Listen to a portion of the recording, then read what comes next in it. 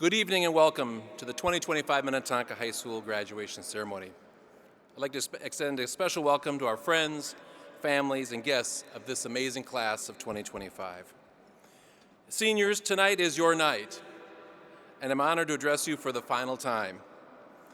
In this stadium, you're surrounded by teachers, staff, school board members, district administration, parents, family, friends, directors, and your principal.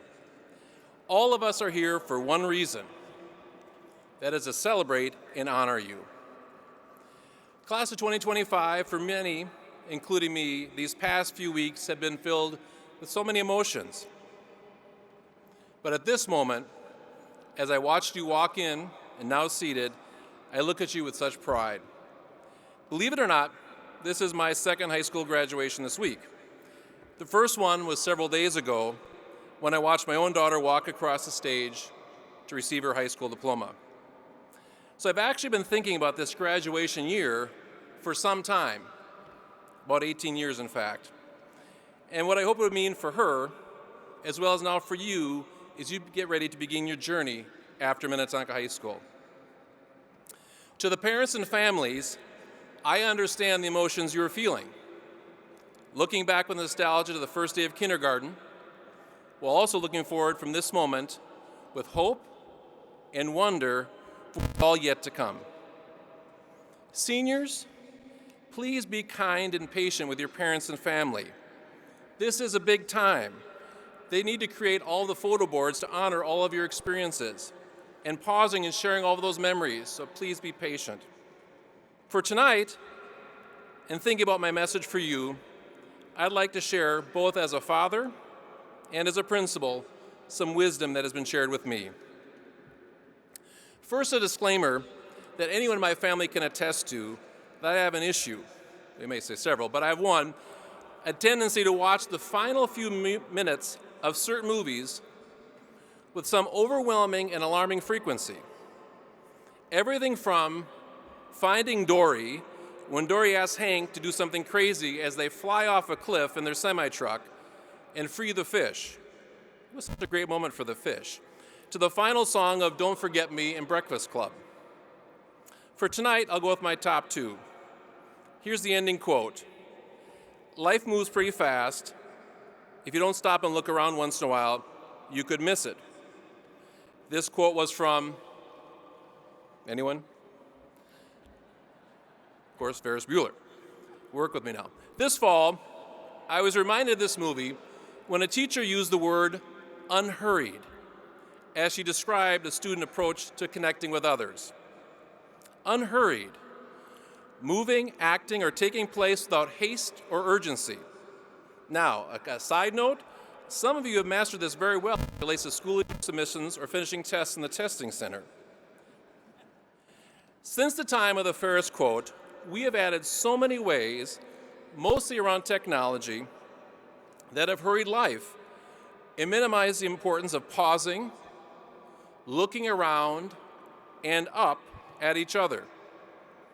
Think back to your 4 years at Minnetonka High School and the memories. I would venture to guess that many happened in a circle in the commons, talking and laughing with your friends or with family during moments of joy and challenge. My ask for you is to slow down.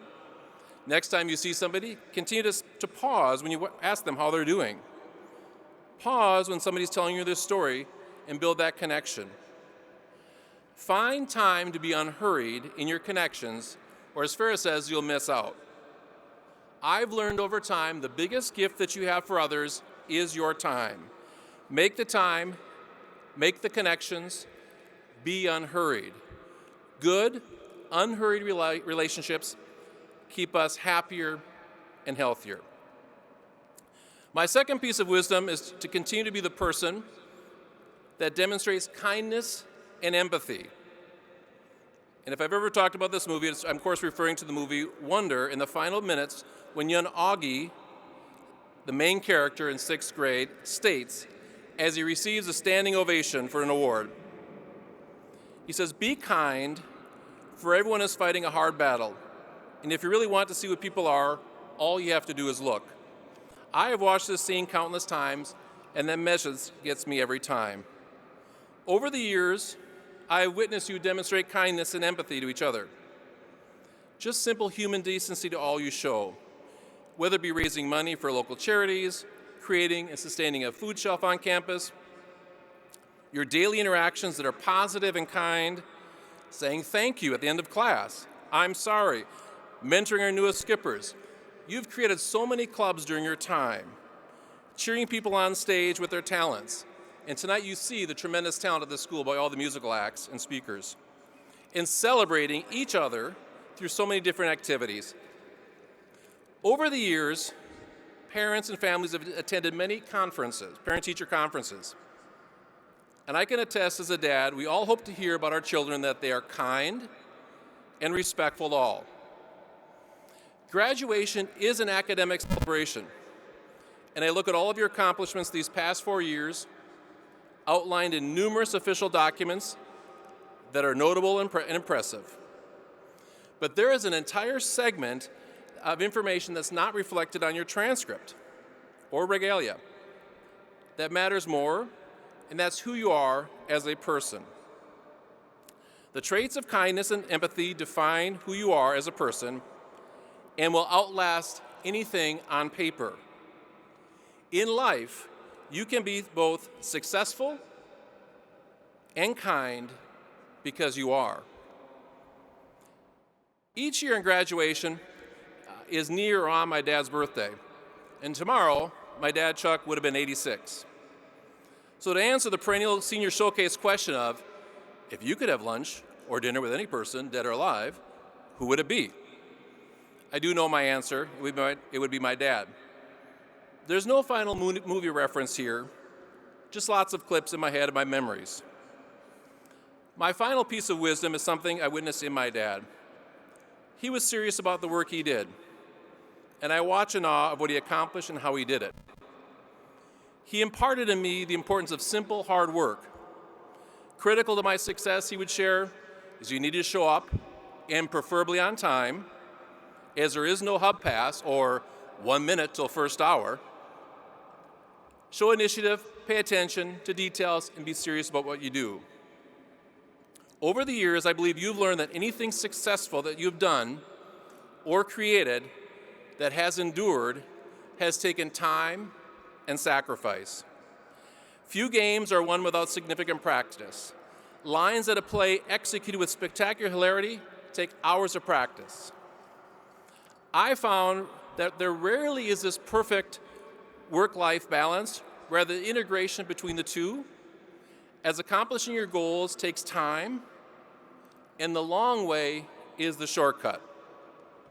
Now that said, while at times my dad didn't have much time for when I was unserious, my dad did not take himself too seriously, as he often used a sense of humor to engage others with some amazing stories of shenanigans and mishaps in his work as a civil engineer.